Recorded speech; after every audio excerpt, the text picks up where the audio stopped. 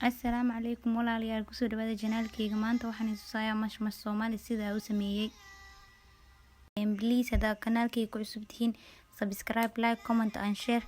Hadaa hore noola jooga jirto comment, like and share daawasho wacan.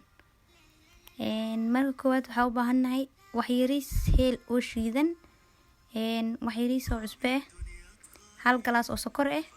Sokorta dhuut waxaa ku qasi rabaa hal galaas iyo half oo biyo ah, hal galaas iyo bar oo bur ah oo asiina ku qasi rabo hal galaas iyo bar oo biyo ah. Had sameeyska bilaawayna marka koowaad sokorta karsanayna. Digsiga soo qabsaday waxaa ku shubay halka galaas oo sokorta ahay, hal galaas iyo bar oo biyo ku dara, dabka u dara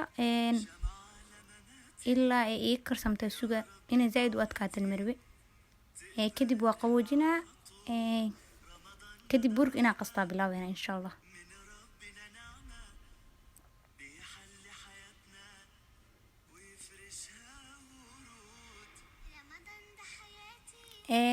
Sokorta way sameysmay way qabow saad burka sameynaya.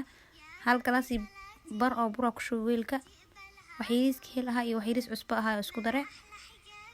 Biyaha ku dara waa qasaa, kadib sokorta iyo qabowda ku dara, kadib duwowgeeda bilaawayna insha Allah.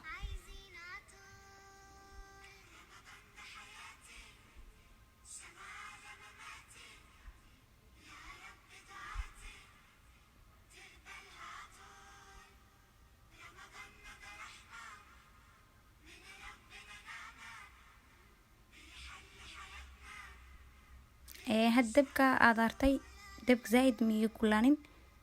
Haddana duwowga bilaaway. Midka koowaad waa duwane zaid mu gaduunin aan saasa ka dhigtay.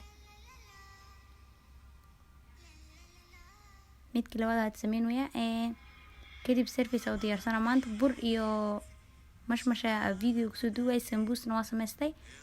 Ayaga dhan service marka u diyaari video ku soo duway.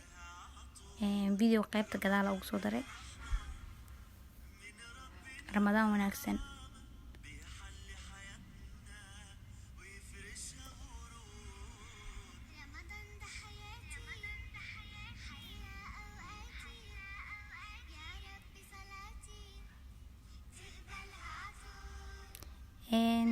Ramadaan wanaagsan, afur wanaagsan.